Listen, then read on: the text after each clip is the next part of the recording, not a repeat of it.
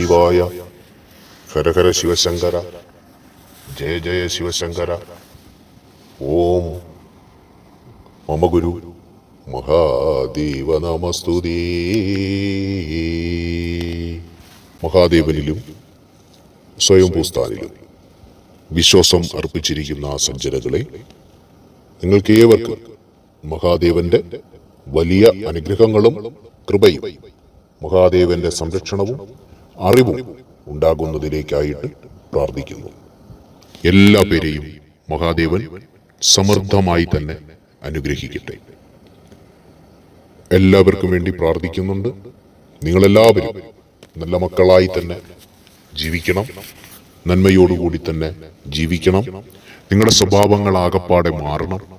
അങ്ങനെ നിങ്ങൾ മഹാദേവന്റെ മക്കളാണെന്നുള്ള കാര്യം നിങ്ങളുടെ സമൂഹവും നിങ്ങളുടെ ഭവനത്തിലുള്ള മറ്റെല്ലാവരും തിരിച്ചറിയുന്നതിന് വേണ്ടിയിട്ട് നിങ്ങൾ മഹാദേവന്റെ സ്വഭാവ ഗുണമുള്ള മക്കളായി തന്നെ വളരുക. നമ്മൾ ദ്വാദശ ശിവലിംഗ നാമങ്ങളെ കുറിച്ച് ജപിക്കുന്ന മന്ത്രം അല്ലെങ്കിൽ ആ കീർത്തനം ഗുരു അയച്ചു തരികയുണ്ടായി.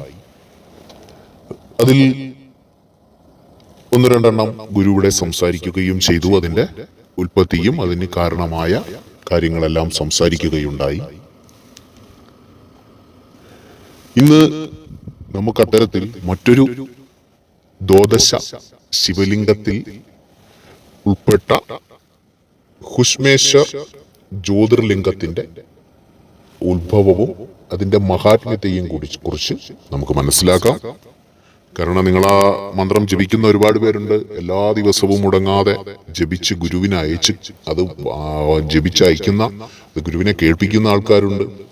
അപ്പോൾ നമുക്ക് നേരത്തെ അതിന്റെ ഒന്ന് രണ്ടെണ്ണം പറഞ്ഞിട്ടുണ്ടായിരുന്നു. നമുക്ക് ഇന്ന് ആ കീർത്തനത്തിന്റെ അവസാനം പറയുന്നതാണ് ഹുഷ്മേശ്വർ. അപ്പോൾ അതിന്റെ നമുക്ക് ആ ജ്യോതിർലിംഗം ഉണ്ടായതിന്റെ ഒരു കഥയുണ്ട്, അതിന്റെ ഒരു മഹാത്മ്യമുണ്ട്. സത്യത്തിൽ നിങ്ങളിത് കേൾക്കുമ്പോൾ നിങ്ങൾ എത്തരത്തിൽ മനുഷ്യരോട് ക്ഷമിക്കണമെന്നും ക്ഷമ എങ്ങനെയാണ് എന്നുള്ളതും സുഖത്തിലും ദുഃഖത്തിലും ഒരേ മനസ്സോടുകൂടി എങ്ങനെ നിൽക്കാമെന്നുള്ളതും നഷ്ടപ്പെടലിലും നേട്ടത്തിലും എങ്ങനെ നമുക്ക് ഭഗവാന്റെ മുന്നിൽ നിൽക്കാമെന്നുള്ളതും ജീവിതത്തിൽ നമുക്ക് ഏറ്റവും പ്രിയപ്പെട്ടതൊക്കെ നഷ്ടപ്പെട്ടാലും ഭഗവാന്റെ മുന്നിൽ എങ്ങനെ നിൽക്കാം എന്നുള്ളതും നമുക്ക് മനസ്സിലാക്കി തരുന്നൊരു കഥയാണ് ഹുഷ്മേശ്വര ജ്യോതിർലിംഗവുമായി സാമ്യപ്പെടുത്തി ഭഗവാൻ ഇവിടെ നമുക്ക് പറഞ്ഞു തരുന്നത്. നമുക്ക് ആ കഥയിലേക്ക് പോകാം മക്കളെ. എല്ലാവരും ശ്രദ്ധിച്ച് കേട്ട് നമ്മുടെ മനസ്സിന്റെ ആ ഒരു ഇതുവരെ കണ്ടതും കേട്ടതും പഠിച്ചതും ശത്രുതാ മനോഭാവവും ഒക്കെയും മാറുന്ന രീതിയിലേക്ക് ഈ കഥ നിങ്ങൾക്ക് ഉപകാരപ്രദമാകട്ടെ എന്ന് കൂടി ഗുരു പ്രാർത്ഥിക്കുന്നു. പുരാതന കാലത്ത് ദക്ഷിണദേശത്ത് ദേവഗിരി എന്ന പേരിൽ ശ്രേഷ്ഠമായൊരു പർവ്വതമുണ്ടായിരുന്നു. നമ്മുടെ രാജ്യത്ത് അനവധി പർവ്വതങ്ങളുണ്ട്. അതെല്ലാം ഹിമവാനുമായി ബന്ധപ്പെട്ട് നിൽക്കുന്നു എന്ന് ഗുരു പറയുകയുണ്ടായി. അതിൽ ദേവഗിരി എന്ന പേരിൽ ശ്രേഷ്ഠമായൊരു പർവ്വതമുണ്ടായിരുന്നു. കാഴ്ചയ്ക്ക് തന്നെ വളരെ മനോഹരമായിരുന്നു ആ പർവ്വതം. ആ പർവ്വതത്തിൽ അതിന്റെ സമീപത്തായിട്ട് സുധർമ്മൻ എന്ന പേരിൽ ഒരു ബ്രാഹ്മണൻ താമസിച്ചിരുന്നു. അദ്ദേഹത്തിന്റെ ഭാര്യ സുദേഹ. അങ്ങനെ അവർ രണ്ടുപേരും ആ പർവ്വതത്തിന്റെ സമീപത്ത് താമസിച്ചു വന്നിരുന്നു. അങ്ങനെ സുധർമാവും സുദേഹായും നിത്യവും ധർമ്മ പാലനത്തിൽ തപ്തരായിരുന്നു. ധർമ്മ പാലനം എന്ന് പറയുമ്പോൾ ഭിക്ഷാടനം കൊടുക്കുക, ഭിക്ഷാടനം ചോദിച്ചു വരുന്നവർക്ക് നൽകുക, ധർമ്മത്തിൽ നിന്ന് ചരിക്കാത്ത രീതിയിൽ അതിനെ പരിപാലിച്ചു മുന്നോട്ട് പോകുന്നതിൽ തൽപരരായിരുന്നു. സുദേഹ പതിഭക്തിയുള്ളവളും ഗ്രഹസംബന്ധമായ കാര്യങ്ങൾ അനുഷ്ഠിക്കുന്നതിൽ സമൃദ്ധയുമായിരുന്നു. ഭർത്താവിനോടുള്ള സ്നേഹവും അതുപോലെ തന്നെ വീട്ടിൽ എന്തൊക്കെ കാര്യങ്ങൾ ചെയ്യണമെന്നുള്ളതും കൃത്യമായിട്ട് അതനുസരിച്ചു പോരുന്ന ഒരു സ്ത്രീയായിരുന്നു സുദേഹ. സുധർമ്മൻ വേദോക്തമായ മാർഗത്തിൽ ജീവിച്ചുകൊണ്ട്, അതായത് വേദകാര്യങ്ങളിലൊക്കെയും ശ്രദ്ധ ചെലുത്തിക്കൊണ്ട് നിത്യവും അഗ്നിഹോത്രവും 3 നേരം സന്ധ്യാവന്ദനവും നടത്തിയിരുന്നു. 3 നേരം സന്ധ്യാവന്ദനം എന്ന് പറയുന്നത് ഗുരു പറഞ്ഞിട്ടുണ്ട്. രാവിലെയും അതുപോലെ മധ്യാഹ്ന സന്ധ്യ, പ്രാതൽ സന്ധ്യ, മധ്യാഹ്ന സന്ധ്യ, സായം സന്ധ്യ, ഇങ്ങനെ 3 എണ്ണമുണ്ട്. പക്ഷെ നമ്മുടെ മഹാദേവനിലേക്ക് വരുമ്പോൾ അത് പഞ്ച നമസ്കാരമായി മാറുന്നുണ്ട്, 5 നേരമാകുന്നുണ്ട്. അതൊക്കെ ഗുരു മുൻകാല പ്രഭാഷണങ്ങൾ പറഞ്ഞിട്ടുണ്ട്. അപ്പോൾ ഇവിടെ 3 നേരവും അങ്ങനെ പ്രാർത്ഥിച്ചു. അദ്ദേഹത്തിന്റെ ആ ഒരു ശരീരത്തിന്റെ ഐശ്വര്യം അല്ലെങ്കിൽ മുഖത്തിന്റെ ഐശ്വര്യം അത് സൂര്യന് തുല്യം ശോഭിച്ചിരുന്നു. കാരണം ഭഗവാനിലുള്ള വിശ്വാസവും പ്രാർത്ഥനയും ഒക്കെ കൊണ്ട് നമുക്കറിയാം, ഭഗവാനെ പ്രാർത്ഥിക്കുന്ന ജപിക്കുന്നവരുടെ മുഖത്ത് നോക്കിയാൽ ഒരു ഐശ്വര്യമാണ്. അവർക്ക് കുറവുകൾ ഉണ്ടായെന്നിരിക്കാം, അവർക്ക് എന്തെങ്കിലും പ്രശ്നങ്ങൾ ഉണ്ടെന്നിരിക്കാം, പക്ഷെ എന്നാലും അവരുടെ മുഖത്തൊരു വല്ലാത്ത ഐശ്വര്യം ഇങ്ങനെ നിലനിൽക്കുന്നത് കാണാം. അത് കാണുന്നവർക്ക് തന്നെ ചിലപ്പോൾ അത് കാണുന്നവരുടെ ദുഃഖങ്ങൾ ചിലപ്പോൾ മാറിപ്പോയിരിക്കാം. അങ്ങനെയൊക്കെയുണ്ട് മക്കളെ. ആ നിത്യവും മന്ത്രവും ചൊല്ലുന്ന ജപിക്കുന്നവരുടെ മുഖത്ത് ആ ഒരു ഐശ്വര്യം നമുക്ക് കാണുവാൻ കഴിയും. അങ്ങനെ വേദശാസ്ത്ര മർമ്മജ്ഞനായ അദ്ദേഹം ശിഷ്യന്മാരെ പഠിപ്പിച്ചും ദാനധർമാദികൾ നടത്തിയും ശിവഭക്തന്മാരെ സ്നേഹിച്ചും കഴിഞ്ഞു വന്നു. ശിവഭക്തന്മാരോട് വല്ലാത്തൊരു സ്നേഹമായിരുന്നു. ഇത്തരം സൽഗുണങ്ങൾ ചെയ്തിട്ടും അദ്ദേഹത്തിന് ഒരു കുഴപ്പമുണ്ട്. സന്താന ഭാഗ്യം ലഭിച്ചിരുന്നില്ല. നോക്കൂ, നമ്മുടെയൊക്കെ മക്കൾ സ്വയംഭൂ സ്ഥാനിലെ പ്രാർത്ഥനകളൊക്കെ കേട്ട ശേഷം നിത്യവും പറയുന്ന ഒരു കാര്യമുണ്ട്, ഗുരുവേ ഞാൻ ഇന്നതുപോലെ ചെയ്യുന്നു, ഗുരു പറഞ്ഞതുപോലെ ചെയ്യുന്നു, അതിലുപരി ഞാൻ എൻ്റെതായ കുറെ കാര്യങ്ങൾ ചെയ്യുന്നു, എല്ലാ രീതിയിലും ഞാൻ ഭഗവാനെ സേവിക്കുന്നു, പക്ഷേ എനിക്ക് എൻ്റെ ആഗ്രഹങ്ങളൊന്നും നടക്കുന്നില്ല, അല്ലെങ്കിൽ എനിക്ക് ആവശ്യമുള്ളതൊന്നും ലഭ്യമാകുന്നില്ല, ഞാൻ ഉദ്ദേശിച്ച കാര്യങ്ങൾ നടക്കുന്നില്ല എന്നൊക്കെ. മക്കളെ, അതൊക്കെ നടക്കുന്നില്ല എന്ന് കരുതിയെങ്കിൽ നിങ്ങൾ തീർച്ചയായിട്ടും മനസ്സിലാക്കണം, നിങ്ങൾ സന്തോഷിക്കണം. മഹാദേവൻ നിങ്ങളെ കണ്ടുകൊണ്ടിരിക്കുക. നിങ്ങൾക്ക് എല്ലാ കാര്യങ്ങളൊക്കെ പെട്ടെന്ന് നടക്കുന്നു, അല്ലെങ്കിൽ നിങ്ങളുടേതായ നിങ്ങൾക്ക് പ്രശ്നങ്ങളൊന്നുമില്ലാതെ നിങ്ങൾ ഈ ലോകത്തിൻ്റെതായ രീതിയിൽ മുന്നോട്ട് പോവുകയാണെങ്കിൽ നിങ്ങൾ മനസ്സിലാക്കണം, നിങ്ങൾക്ക് ഇനിയും ജന്മങ്ങളുണ്ട്. അപ്പോഴേ മഹാദേവൻ കാണുകയുള്ളൂ. നിങ്ങൾക്കൊരു വിഷയവുമില്ലാതെ നിങ്ങൾ ജീവിച്ചു പോവുകയാണെങ്കിൽ നിങ്ങൾ മനസ്സിലാക്കുക, പ്രിയപ്പെട്ട മക്കളെ, നിങ്ങൾക്ക് നിങ്ങളുടെ പോയ ജന്മത്തിലോ നിങ്ങളുടെ പിതാക്കന്മാർ മുഖേനയോ ഉണ്ടായ ദോഷങ്ങൾ ഈ ജന്മം കൊണ്ട് കഴിയുന്നതല്ല. അതുകൊണ്ട് ഭഗവാൻ നിങ്ങളെ ഒന്നുകൂടി ഒന്ന് ജനിച്ച് ഒന്നുകൂടെ ഒന്ന് അനുഭവിച്ച് അതൊക്കെ ഒന്ന് കഴിയണം. അപ്പോൾ നിങ്ങൾക്ക് എന്തെങ്കിലും ഇത്രയൊക്കെ ചെയ്തിട്ടും നിങ്ങൾക്ക് വേണ്ട കാര്യങ്ങൾ കിട്ടുന്നില്ല എന്നെങ്കിൽ നിങ്ങൾ മനസ്സിലാക്കണം, നിങ്ങളുടെ ഭഗവാൻ കാണുന്നുണ്ട്. കാണുന്നതിന്റെ ഫലമായിട്ട് നിങ്ങൾക്ക് ചെറിയ ദുരിതങ്ങൾ തരുന്നുണ്ട്. നിങ്ങൾ കുറെ കൂടി ഭഗവാനിലേക്ക് അടുക്കാനുണ്ട്. നിങ്ങൾക്ക് ഭഗവാനിലേക്ക് മോക്ഷം പ്രാപിക്കേണ്ട സമയവും ഈ ജന്മത്തിൽ തന്നെയാണ്. അതുകൊണ്ട് നിങ്ങളുടെ ദുഃഖങ്ങൾ, ദുരിതങ്ങൾ, രോഗങ്ങൾ ഇവയൊക്കെയും കാണുമ്പോൾ സത്യം പറഞ്ഞാൽ നിങ്ങൾ ആകുലപ്പെടരുത്. ഭഗവാൻ നിങ്ങളെ കാണുന്നുണ്ട് മക്കളെ. നിങ്ങൾക്ക് ഇവിടെ ഒത്തിരി സഹോദരിമാർ പറഞ്ഞു അപകടങ്ങൾ ഉണ്ടാകുന്നു, ബൈക്കിൽ യാത്ര ചെയ്തപ്പോൾ അപകടങ്ങൾ ഉണ്ടായി. പക്ഷെ അതിലൊരു സഹോദരി പറഞ്ഞു, ഭഗവാൻ എന്നെ കാണുന്നുണ്ട്. എന്നെ ഇതുവരെ മൂടിയിരുന്ന എൻ്റെ നെഗറ്റീവ് ഊർജം, അല്ലെങ്കിൽ എൻ്റെ ഭർത്താവിൽ നിന്നോ എൻ്റെ അമ്മയിൽ നിന്നോ എൻ്റെ അച്ഛനിൽ നിന്നോ എൻ്റെ അമ്മയിൽ നിന്നോ തലമുറകളായി വന്നു ചേർന്ന എൻ്റെ പാപങ്ങളൊക്കെ ഇതുകൂടി തീരുകയാണ്. ഭഗവാൻ എന്നെ അനുഗ്രഹിക്കാൻ തുടങ്ങുന്നു. അപ്പോൾ ആ നെഗറ്റീവ് ഊർജം അതൊരു രാക്ഷസമൂർത്തിയായി തിരികെ പോകുമ്പോൾ എന്നെ ചിലപ്പോൾ ചില പ്രഹരങ്ങൾ ഏൽപ്പിച്ചു എന്നിരിക്കാം ഗുരുവേ. അതുകൊണ്ട് എനിക്കിതൊന്നൊരു വിഷയമല്ല.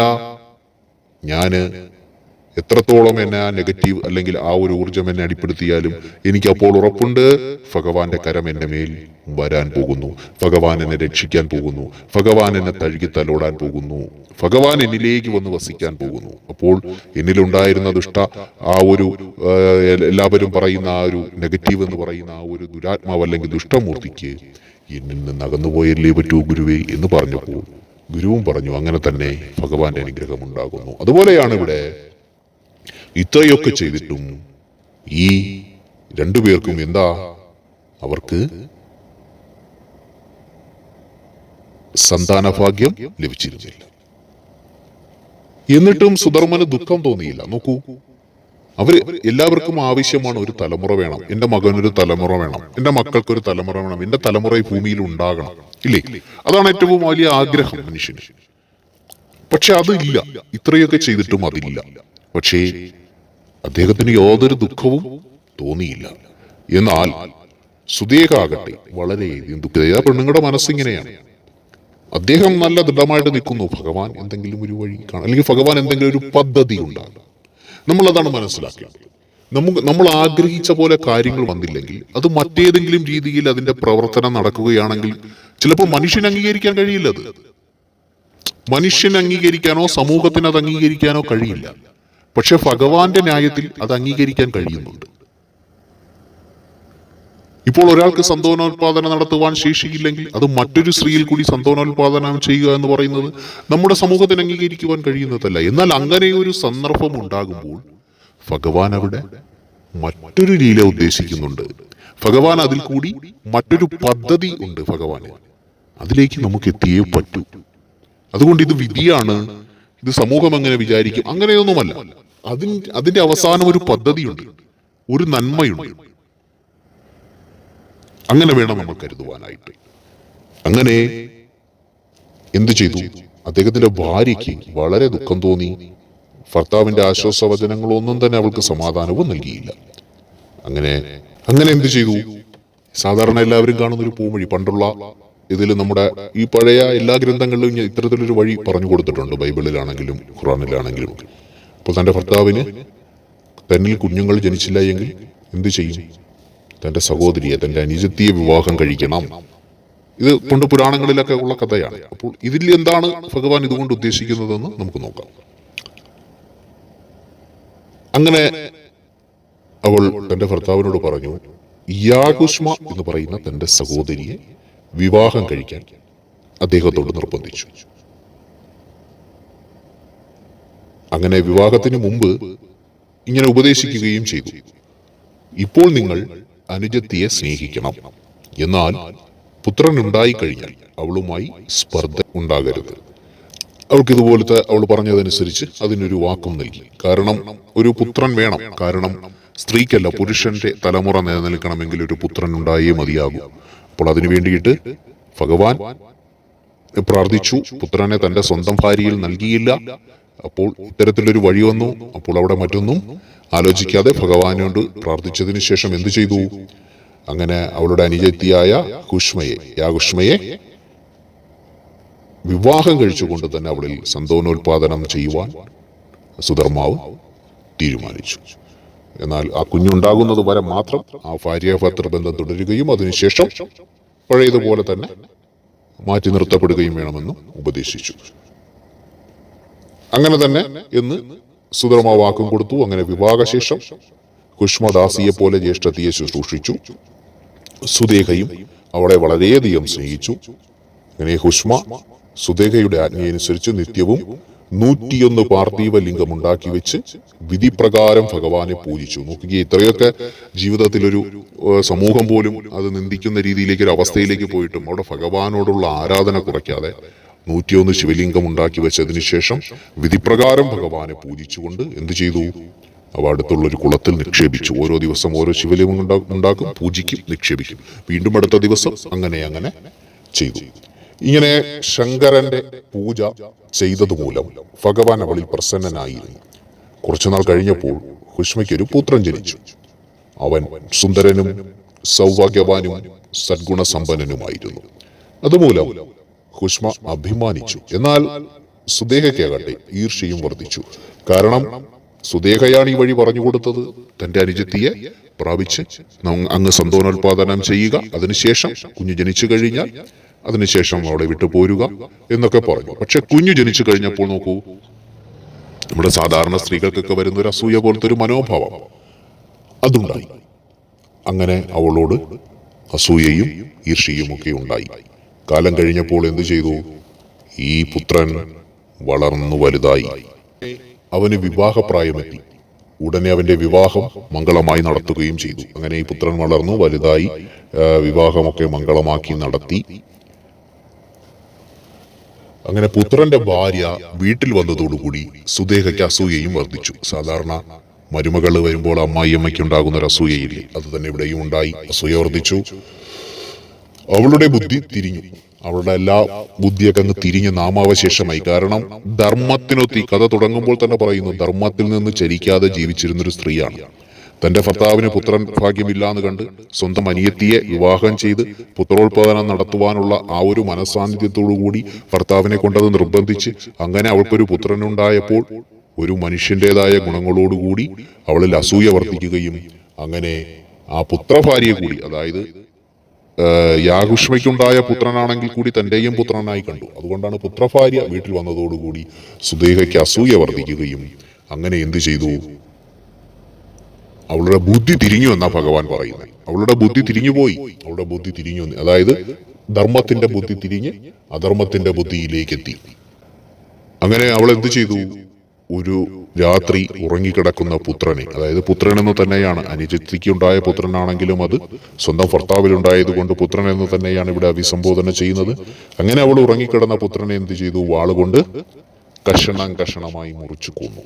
നമ്മുടെ ഇന്നത്തെ ചില വാർത്തകളിലൊക്കെ വായിക്കുന്ന പോലെ വെട്ടിക്കൊന്ന് സൂക്കേഴ്സിലാക്കി കിണറ്റിലിട്ടു എന്നൊക്കെ കേൾക്കാറില്ല.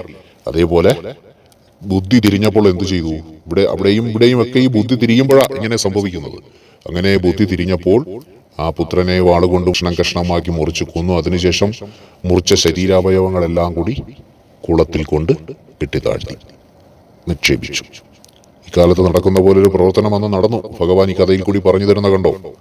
ആ കുളത്തിൽ ആയിരുന്നു പതിവായി ഹുഷ്മ പാർത്ഥിവ ലിംഗങ്ങൾ നിക്ഷേപിക്കാറുള്ളത്. കാരണം ഈ 101 ശിവലിംഗങ്ങൾ ഉണ്ടാക്കും, പ്രാർത്ഥിക്കും, അതിനെ കുളത്തിൽ നിക്ഷേപിക്കും.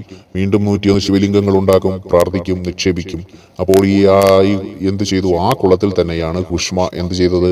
ഹുഷ്മ എന്ന് പറയുമ്പോൾ ഈ പറഞ്ഞ ബ്രാഹ്മണന്റെ ഭാര്യയുടെ അനുജത്തി, അവള് പാർത്ഥിവലിംഗങ്ങൾ നിക്ഷേപിച്ചിരുന്നത്. നോക്കണേ, അവിടെ കൊണ്ട് സ്വന്തം പുത്രന്റെ ശരീരത്തെ സ്വന്തം ചേച്ചി, സ്വന്തം സഹോദരി തന്റെ പുത്രനെ കൊന്ന് ആ കുളത്തിൽ നിക്ഷേപിച്ചു. സുദേഹ പുത്രന്റെ ശരീരഭാഗങ്ങളെ നിക്ഷേപിച്ച ശേഷം ഒന്നും അറിയാത്ത മട്ടിൽ വന്ന് കിടന്ന് സുഖമായി ഉറങ്ങി. കാരണം ബുദ്ധി തിരിഞ്ഞിരിക്കുകയാണല്ലോ. അടുത്ത ദിവസം രാവിലെ കുഷ്മ എഴുന്നേറ്റ് നിത്യപൂജകൾ അനുഷ്ഠിച്ചു. സുധർമ്മ എന്ന ബ്രാഹ്മണൻ നിത്യകർമ്മങ്ങളിൽ ഏർപ്പെട്ടു. സുദേഹ പതിവിലധികം സന്തോഷത്തോടുകൂടി ഗ്രഹജോലികൾ ചെയ്തു തുടങ്ങി. ഇന്നുവരെ ഇല്ലാത്ത സന്തോഷത്തോടുകൂടി ഗ്രഹജോലികൾ ചെയ്തു. ഈ സമയത്ത് പുത്രന്റെ ഭാര്യ ഉറക്കം എഴുന്നേറ്റ് ഭർത്താവിനെ കിടക്കയിൽ നോക്കി. അപ്പോൾ അവിടെ മുഴുവൻ രക്തപങ്കിലമായിരിക്കുന്നത് കണ്ടു. 1-2 മാംസകഷ്ണങ്ങളും അവളുടെ ദൃഷ്ടിയിൽപ്പെട്ടു. ഉടനെ അവൾ നിലവിളിച്ചുകൊണ്ട് ഇപ്രകാരം പറഞ്ഞു, ഉത്തമ വ്രതങ്ങൾ അനുഷ്ഠിക്കുന്ന ദേവി അമ്മേ, അവിടുത്തെ മകനെ കാണുന്നില്ല. കിടക്ക മുഴുവൻ നനഞ്ഞിരിക്കുന്നു. അതായത് ഉത്തമ വ്രതങ്ങൾ, അവിടെ അമ്മായിയമ്മയെ അതായത് കുഷ്മയെയാണ് വിളിച്ച് അപേക്ഷിക്കുന്നത്. ഉത്തമ വ്രതങ്ങൾ അനുഷ്ഠിക്കുന്ന ദേവി അമ്മേ, അതുകൊണ്ട് മക്കളെ നിങ്ങളെല്ലാവരും ഉത്തമ വ്രതങ്ങൾ അനുഷ്ഠിച്ചു കഴിഞ്ഞാൽ അമ്മയ്ക്കും ദേവിക്കും തുല്യരായി തന്നെയാണ് മാറുന്നത്. അതുകൊണ്ട് തന്നെ ഈ മരുമകൾ തന്റെ അമ്മായിയമ്മയായ കുഷ്മയെ വിളിച്ച് കരയുകയാണ്, ഉത്തമ വ്രതങ്ങൾ അനുഷ്ഠിക്കുന്ന ദേവി അമ്മേ, അവിടുത്തെ മകനെ കാണുന്നില്ല. കിടക്ക മുഴുവൻ നനഞ്ഞിരിക്കുന്നു. 1-2 മാംസകഷ്ണങ്ങളും അവിടെ കിടക്കുന്നത് കണ്ടു. ആരാണ് ഈ പാതകം ചെയ്തത്? അദ്ദേഹത്തിന്റെ മരണത്തോട് ഞാനും മരിച്ചിരിക്കുന്നു എന്ന് പറഞ്ഞവൾ ഇങ്ങനെ ദയനീയമായി വിലപിക്കുവാൻ തുടങ്ങി. ഈ അവസരത്തിൽ സുദേഹയും അവിടെ വന്നെത്തി. അവൾ ഉള്ളിൽ സന്തോഷിച്ചു, എന്നാൽ പുറമെ അഭിനയിച്ചുകൊണ്ട് ഇങ്ങനെ പറഞ്ഞു, അയ്യോ, ഞാൻ എന്താണ് കേൾക്കുന്നത്? പുത്രൻ മരിച്ചുവെന്നോ? ഞാനും കൊല്ലപ്പെട്ടിരിക്കുന്നു. അതായത് അവൻ മരിച്ചെങ്കിൽ ഞാനും മരിച്ചിരിക്കുന്നു എന്ന് പറഞ്ഞുകൊണ്ട് അവനെ കൊന്ന ഈ ചേച്ചിയും അവന്റെ വലിയമ്മ എന്ന് വേണമെങ്കിൽ പറയാം, സുദേഹയും അങ്ങനെ കരയുവാൻ തുടങ്ങി. എന്നാൽ കുഷ്മയും സുധർമാവും മാത്രം ഒന്നും മിണ്ടിയില്ല. ആരൊക്കെ മിണ്ടിയില്ല? കുഷ്മയും മിണ്ടിയില്ല, സുധർമാവും മിണ്ടിയില്ല. സുധർമാവ് എന്ന അവളുടെ ഭർത്താവും മിണ്ടിയില്ല, കുഷ്മയും മിണ്ടിയില്ല. അവൾ ദുഃഖം വെടിഞ്ഞ് ഭഗവാൻ ശിവനിൽ തന്നെ മനസ്സർപ്പിച്ചുകൊണ്ട് പൂജകൾ നടത്തി. നോക്കണേ, സുധർമാവിന്റെ മകനാണ്, മകന്റെ മാംസകഷ്ണമാണ് അവിടെ കിടക്കുന്നത്.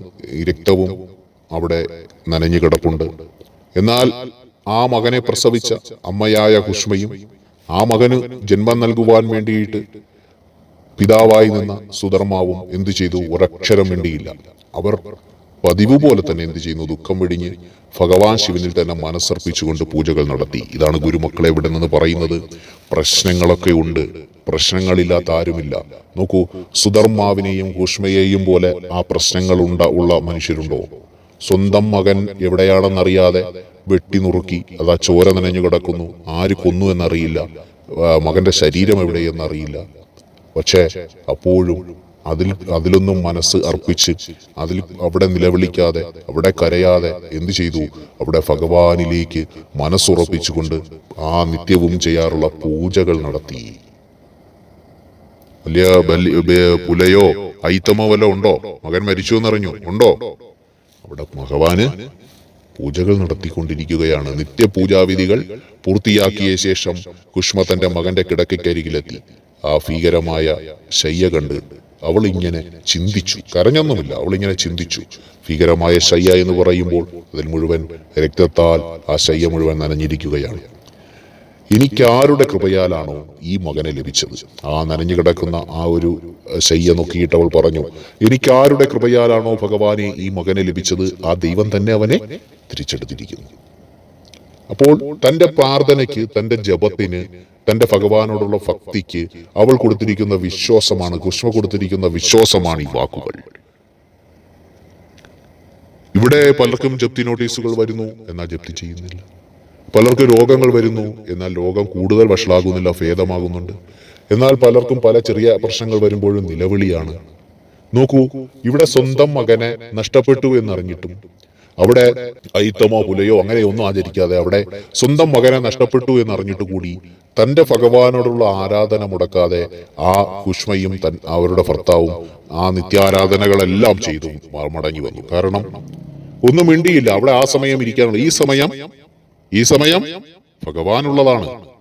അവർ രാവിലെ എണീറ്റ് വന്ന് നോക്കിയപ്പോൾ മകൻ നഷ്ടപ്പെട്ട കാര്യം അറിഞ്ഞു. പക്ഷെ ഈ സമയം ഭഗവാനുള്ളതാണ്. ഇത്രയൊന്നും ജീവിക്കാൻ നമ്മളെ പോലെ സാധാരണ ചിന്താഗതിക്കാരായ മനുഷ്യരെ കൊണ്ട് കഴിയില്ല എന്ന് ഗുരുവിന് നല്ലപോലെ അറിയാം. പക്ഷെ അങ്ങനെയുള്ള മനുഷ്യരും ഉണ്ടായിരുന്നു എന്നാണ് ഭഗവാൻ ഇവിടെ പറഞ്ഞു തരുന്നത്. അതുകൊണ്ട് ഇത്രയും വലിയൊരു പ്രശ്നത്തെ, ഇത്രയും വലിയൊരു ദുഃഖത്തെ അഭിമുഖീകരിച്ചുകൊണ്ട് ഭഗവാനിലേക്ക് ഈ സമയം എന്റെ ഭഗവാനുള്ളതാണെന്ന് കണ്ട് പൂജയൊക്കെ നടത്തി എല്ലാ പൂജകളും എല്ലാ ആരാധനകളും കഴിഞ്ഞതിന് ശേഷം തിരികെ വന്ന് ആ ശയ്യയിലിരുന്നു. എന്നിട്ടും കരഞ്ഞില്ല. അപ്പൊ ഇതൊക്കെ പറയുവാൻ കാരണം നമുക്കൊക്കെ ഇത്രയും വലിയ പ്രശ്നങ്ങൾ ഉണ്ടാകില്ല. പക്ഷേ ചെറിയ പ്രശ്നങ്ങളിൽ നിലവിളിക്കുന്നവർക്ക് അവരുടെ പ്രശ്നങ്ങൾ ഒന്നുമല്ലെന്നും ആ പ്രശ്നങ്ങൾ ആലോചിക്കുന്ന സമയം ചിന്തിക്കുക, ഈ സമയം എൻ്റെ ഭഗവാനുള്ളതാണ്, ഞാൻ എൻ്റെ ഭഗവാനെ ആരാധിക്കും. അങ്ങനെ ചിന്തിക്കൂ. അങ്ങനെ ചിന്തിക്കുവാൻ കൂടി വേണ്ടിയാണ് ഈ ഒരു കഥ ഇവിടെ ഭഗവാൻ തരുന്നത്. അങ്ങനെ എന്തു ചെയ്തു? അവർ എന്താ പ്രാർത്ഥിച്ചത്? ആരുടെ കൃപയാലാണോ ഈ മകനെ ലഭിച്ചത്, ആ ദൈവം തന്നെ അവനെ തിരിച്ചെടുത്തിരിക്കുന്നു എന്ന് പറഞ്ഞു. ഇതെല്ലാം നടക്കുന്നത് അദ്ദേഹത്തിന്റെ ഇഷ്ടപ്രകാരമാണല്ലോ. നോക്കണേ മക്കളെ, നിങ്ങൾക്ക് രോഗം വരുന്നത് ഭഗവാന്റെ ഇഷ്ടപ്രകാരമാണ്. നിങ്ങൾക്ക് കടബാധ്യതകൾ ഉണ്ടെങ്കിൽ അത് ഇഷ്ടപ്രകാരമാണ്. അത് നിങ്ങൾ ഭഗവാനെ വിളിച്ചു പ്രാർത്ഥിക്കുമ്പോൾ തന്നെ അത് മാറ്റുന്നതും ഭഗവാന്റെ ഇഷ്ടപ്രകാരമാണ്. നിങ്ങൾ ഏത് വഴിക്ക് സഞ്ചരിക്കണം, എന്ത് വേണം, നിങ്ങൾക്ക് എന്ത് നഷ്ടപ്പെടുന്നു, എന്ത് നേടുന്നു, എന്ത് ലഭിക്കുന്നു എന്നൊക്കെ അത് ഭഗവാന്റെ ഇഷ്ടപ്രകാരമാണ് എന്ന് നിങ്ങൾ ചിന്തിക്കുമ്പോൾ നിങ്ങളുടെ ഇഷ്ടം തന്നെ ഭഗവാന്റെ ഇഷ്ടവുമായി മാറുന്ന ദിവസം അടുത്തു തന്നെ വരും. ഒരു സംശയവുമില്ലാത്ത കാര്യമാണത്. എല്ലാം ഭഗവാന്റെ ഇഷ്ടപ്രകാരമാണെന്ന് നിങ്ങൾ ചിന്തിക്കുമ്പോൾ നിങ്ങളുടെ ജീവിതവും നിങ്ങളുടെ ചിന്തകളും നിങ്ങളുടെ പ്രവൃത്തികളും എല്ലാം ഭഗവാന്റെ ഇഷ്ടപ്രകാരമാണെന്ന് നിങ്ങൾ ചിന്തിക്കുന്ന സമയത്ത് തീർച്ചയായിട്ടും ഒരു ദിവസം നിങ്ങളുടെ ഇഷ്ടങ്ങൾ തന്നെ ഭഗവാന്റെയും ഇഷ്ടമായി മാറും. അതിന് യാതൊരുവിധ സംശയവുമില്ല. അപ്പോൾ ഇവിടെ അങ്ങനെ പ്രാർത്ഥിച്ചു കുഷ്മ. എങ്ങനെയാ പ്രാർത്ഥിച്ചത് കുഷ്മ? ഭഗവാന്റെ ഇഷ്ടപ്രകാരമാണല്ലോ. അദ്ദേഹം ഭക്തപ്രിയനാണ്, മഹാകാലനാണ്, സജ്ജനങ്ങൾക്ക് അഭയം നൽകുന്നവനാണ്.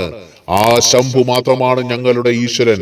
അദ്ദേഹം തന്നെ അവനെ രക്ഷിക്കട്ടെ. ഹരഹര ശിവശങ്കര, ജയ ജയ ശിവശങ്കര, കൈലാസവാസ, ഓം ജയശങ്കര മഹദേവ, ഓം ജയശങ്കര മഹദേവ, ഓം ജയശങ്കര മഹദേവ, ശിവശങ്കര മഹദേവ, ശിവശങ്കര മഹദേവ. കണ്ടല്ലോ ഈ പ്രാർത്ഥന, ആ ഒരു പ്രാർത്ഥനയല്ലത്, ആ ഒരു വാക്കുകൾ ഏതൊരു ശിവഭക്തനെ, ഏതൊരു ശിവഭക്തയെയാണ് ആ മനസ്സിൽ കുളിരുകൾ നൽകാത്തത്, അല്ലെങ്കിൽ നമ്മുടെ മനസ്സിൽ ആഹ്ലാദത്തെ കൊണ്ടുവരാത്തത്? അവർ പറയുകയാണ് ഇതെല്ലാം നടക്കുന്നത് അദ്ദേഹത്തിന്റെ ഇഷ്ടപ്രകാരമാണ്. അങ്ങനെയെങ്കിൽ അദ്ദേഹം ഭക്തപ്രിയനാണ്, മഹാകാലനാണ്, കാലനെ ജയിച്ചവനാണ്, സജ്ജനങ്ങൾക്ക് അഭയം നൽകുന്നവനുമാണ്. സജ്ജനങ്ങൾക്ക്, എല്ലാവർക്കും അല്ല, സജ്ജനങ്ങൾക്ക് അഭയം നൽകുന്നവനുമാണ്. ആ ശംഭു മാത്രമാണ് ഞങ്ങളുടെ ഈശ്വരൻ. വേറെ ആരുമില്ലെന്നേ, വേറെ ആരുമില്ല. ആ ശംഭു മാത്രമാണ് ഞങ്ങളുടെ ഈശ്വരൻ. അദ്ദേഹം തന്നെ അവനെ രക്ഷിക്കട്ടെ. നോക്കിയേ, മകന്റെ മാംസകക്ഷണങ്ങൾ കണ്ടുകിട്ടി, രക്തം നനഞ്ഞ കിടക്ക കണ്ടുകിട്ടി, എന്നിട്ടും വിശ്വാസം നഷ്ടപ്പെടാതെ പറയുകയാണ് അദ്ദേഹം തന്നെയാണ് ഞങ്ങളുടെ ഈശ്വരൻ. നോക്കൂ, ഈ ഒരു പ്രാർത്ഥന, ഈ ഒരു വിശ്വാസം, ഈ ഒരു ചിന്ത, ഇത് വേറെ എവിടെയുണ്ടാകും? നിങ്ങൾ ആലോചിച്ചു നോക്കൂ, ഇത് വേറെ എവിടെയുണ്ടാകും? ഇങ്ങനെ ചിന്തിച്ചുകൊണ്ട് എന്തു ചെയ്തു? പൂജാദ്രവ്യങ്ങൾ നിക്ഷേപിക്കുന്നതിനായി അവൾ കുളക്കരയിലെത്തി. അങ്ങനെ പൂജയൊക്കെ കഴിഞ്ഞു വന്നിട്ടാണ് ഇങ്ങനെ പറഞ്ഞത്. അതിനുശേഷം പൂജാദ്രവ്യങ്ങൾ നിക്ഷേപിക്കുന്നതിനായി കുളക്കരയിലെത്തി. അവിടെ നിക്ഷേപിച്ചിട്ട് മടങ്ങാൻ തുടങ്ങുമ്പോഴതാ തന്റെ പുത്രൻ അവിടെ നിൽക്കുന്നു. കാരണം തന്റെ പുത്രൻ ആ കുളക്കരയിൽ നിൽക്കുന്നു. ഇവിടെ അടുത്താണ് നമ്മൾ നോക്കേണ്ടത്. എന്നിട്ടും അവൾക്ക് അത്ഭുതമോ സന്തോഷമോ തോന്നിയില്ല. അവൾക്ക് യാതൊരുവിധ അത്ഭുതമോ സന്തോഷമോ ഉണ്ടായില്ല. കാരണം തന്റെ മകനെ ആരോ കൊന്നു. അത് രക്തപങ്കിലമായി കിടക്കുന്നു. അവന്റെ മാംസകഷ്ണങ്ങൾ അവിടെ നിൽക്കുന്നു. അപ്പോൾ തന്റെ മകൻ കുളക്കരയിൽ നിൽക്കുന്നു. അപ്പോൾ സാധാരണ എന്ത് ചെയ്യും? അവിടെ ഭഗവാനുമപ്പുറം അവിടെ മറ്റൊരു സ്നേഹബന്ധമുണ്ടെങ്കിൽ അവിടെ എന്താ സംഭവിക്കുന്ന? എന്റെ മകനെ, നീ മരിച്ചില്ലല്ലോ, നീ ഇവിടെ ഉണ്ടായിരുന്നോ എന്ന് കരുതിയിട്ട് ആ മകനെ പോയി തഴുകി തലോടും. ഇവിടെ മകൻ മരിച്ചു, മാംസകഷ്ണങ്ങൾ അവിടെ കിടക്കുന്നു. ഇതൊക്കെ കണ്ടിട്ടും കുളക്കരയിൽ പൂജാദ്രവ്യങ്ങൾ നിക്ഷേപിച്ചതിന് ശേഷം അവിടെ അതാ കുളക്കരയിൽ തന്റെ മകനെ കണ്ടിട്ടും അവർക്ക് അത്ഭുതമോ സന്തോഷമോ തോന്നിയില്ല എന്നാ പറയുന്നത്. ഒരു അത്ഭുതവും തോന്നിയില്ല, സന്തോഷവും തോന്നിയില്ല. കാരണം അവൾ പതിവ് പോലെ തന്നെ പെരുമാറി. അവളുടെ പെരുമാറ്റത്തിൽ സന്തുഷ്ടനായ മഹേശ്വരൻ അവളുടെ മുമ്പിൽ പ്രത്യക്ഷനായി. കണ്ടോ, അവിടെ മകനെ എന്ന് കണ്ടുകൊണ്ട് നിന്നെ ആരാ ചെയ്തത്, എന്താ ചെയ്തതെന്ന് പറഞ്ഞിട്ട് അവിടെ ആഹ്ലാദപരതന്ത്രനാവാതെ എന്ത് ചെയ്തു? എന്റെ മഹാദേവൻ നേരും നെറിയും എല്ലാം അതിൻ്റെതായ വഴിയിൽ തന്നെ കൊണ്ടുവരും. എന്റെ മഹാദേവൻ നേര് കൊണ്ടുവരുന്നവനാണ്, നേരിന്മേൽ സഞ്ചരിക്കുന്നവനാണ്. എന്റെ മഹാദേവൻ സത്യമാണ്, സത്യം ശിവം സുന്ദരമെന്നാണ്. എന്റെ മഹാദേവനല്ലാതെ എനിക്ക് മറ്റാരുമില്ല. എന്റെ മഹാദേവനാണ് എനിക്കിതെല്ലാം തന്നതെങ്കിൽ അദ്ദേഹം തന്നെ അത് പരിപാലിക്കും. അങ്ങനെ അവളുടെ ആ ഒരു അചഞ്ചലമായ ഭക്തി കണ്ടിട്ട്, കുഷ്മയുടെ അചഞ്ചലമായ ഭക്തി കണ്ടിട്ട് അവളുടെ മുന്നിൽ മഹാദേവൻ പ്രത്യക്ഷനായിട്ട് പറഞ്ഞു, ഹേ സുന്ദരി, നിന്റെ ഭക്തിയിൽ ഞാൻ പ്രസന്നനാണ്. നിന്റെ ജ്യേഷ്ഠത്തി മൂലമാണ് നിന്റെ പുത്രന് മരണം സംഭവിച്ചതിനാൽ ഞാൻ അവളെ എന്റെ ശൂലത്താൽ കൊല്ലുന്നുണ്ട്. ഭഗവാൻ നമ്മൾ ഇത്രയും ശിവപുരാണം വായിച്ചപ്പോഴും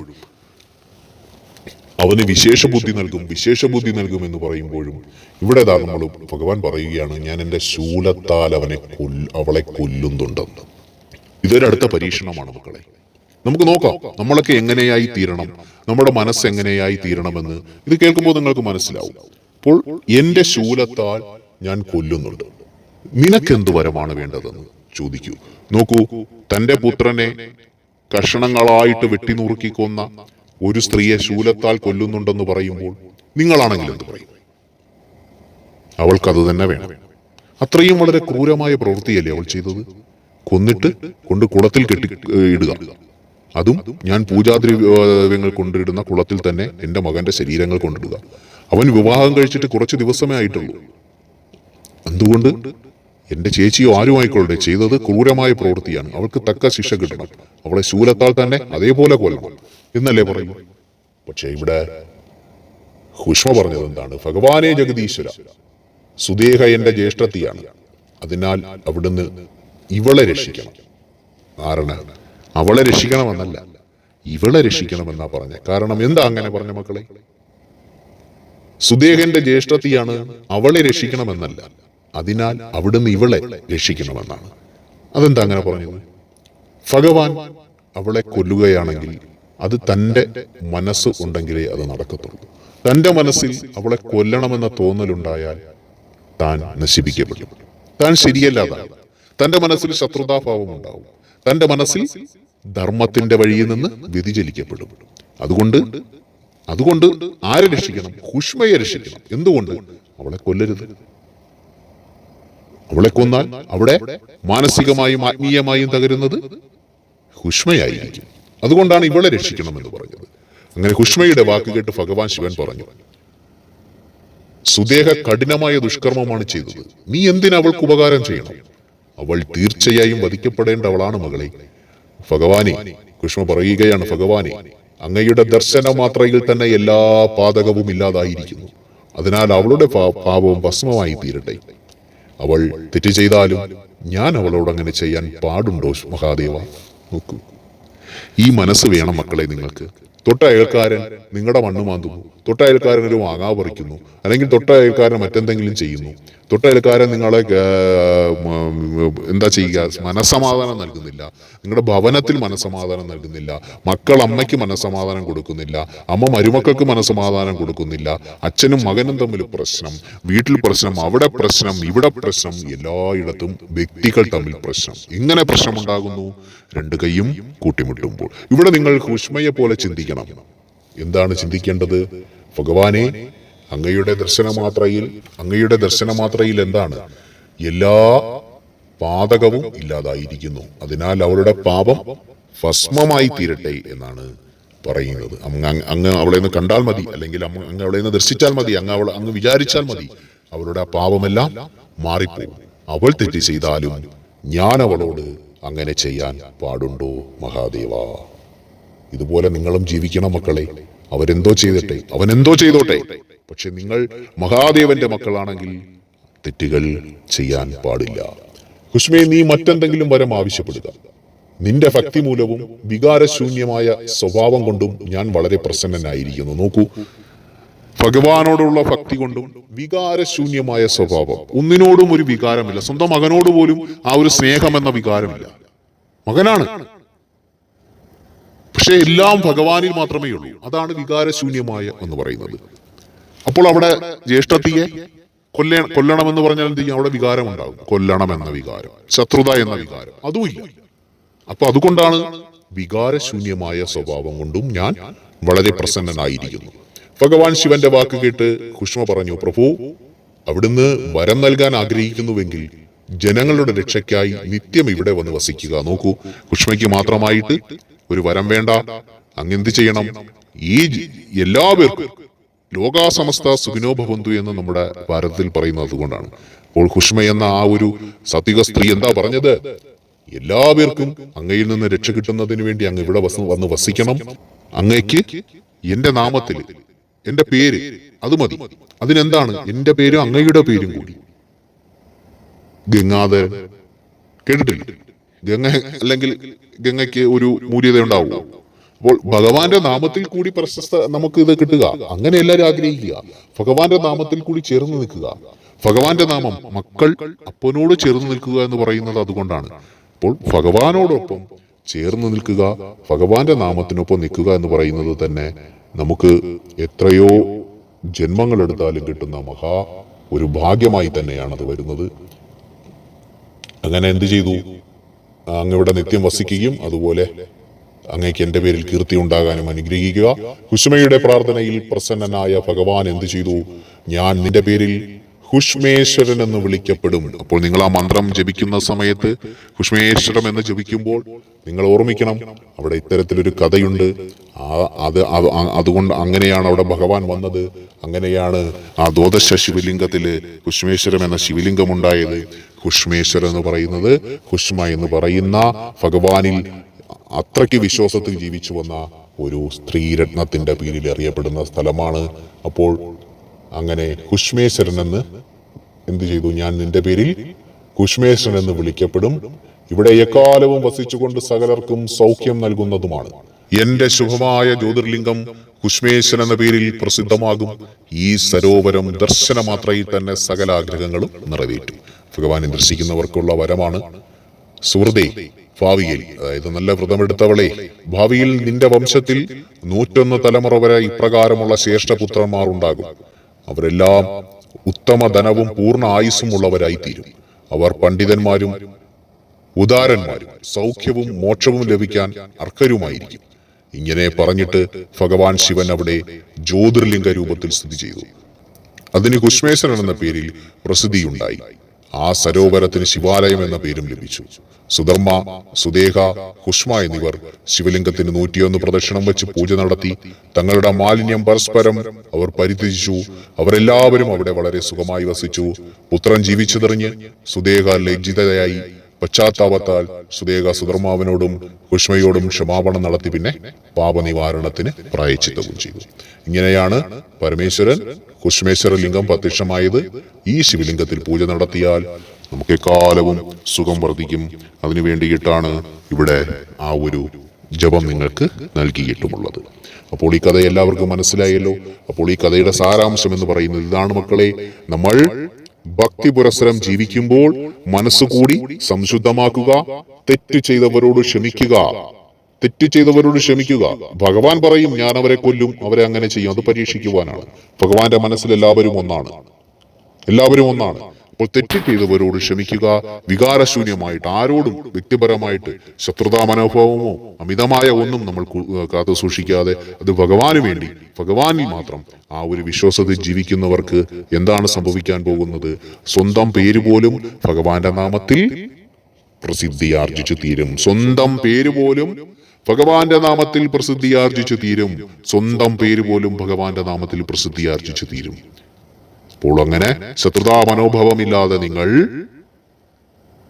ഒന്നിനോടും ഒരു ആസക്തിയോ മറ്റൊന്നും ഇല്ലാതെ അത് ഭഗവാനിൽ അർപ്പിച്ച് ജീവിക്കുന്നവർക്ക് എല്ലാവർക്കും സൗഖ്യങ്ങൾ ഉണ്ടാകും. അതുകൊണ്ട് തന്നെ ഭഗവാൻ നിങ്ങൾക്ക് ഇന്ന് നൽകുന്ന ചില ദോഷങ്ങളോ ഇന്ന് നിങ്ങളിൽ ഉണ്ടാകുന്ന ചില പ്രശ്നങ്ങളോ ദുരിതങ്ങളോ ഒന്നും തന്നെ അത് സ്ഥിരമായുള്ളതല്ല. നിങ്ങളെ നല്ലൊരവസ്ഥയിലേക്ക്, മോക്ഷപ്രാപ്തിയിലേക്ക് എത്തിക്കുന്നതിന് വേണ്ടി നിങ്ങളുടെ മനസ്സിനെ ഒരുക്കുന്നതാണ് എന്ന് കൂടി കരുതുക. എല്ലാവർക്കും ഭഗവാന്റെ അനുഗ്രഹങ്ങൾ ഉണ്ടാകട്ടെ. എല്ലാവർക്കും സർവ്വമംഗളങ്ങളും ഉണ്ടാകട്ടെ. എല്ലാവർക്കും കുഷ്മേശ്വര ഭഗവാന്റെ അനുഗ്രഹം ഉണ്ടാകട്ടെ. എല്ലാവർക്കും സൗഖ്യങ്ങൾ ഉണ്ടാകട്ടെ.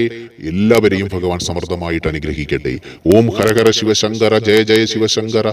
ഓം കൈലാസവാസ, ഓം സർപ്പധാരി, ഓം ഭസ്മഭൂഷണ, ഓം ഗംഗാധര, ഓം ജടാധര, ഓം ത്രിനേത്ര, ഓം ത്രിശൂലനാഥ, ഓം ഉമാമഹേശ്വര നമോ നമഃ.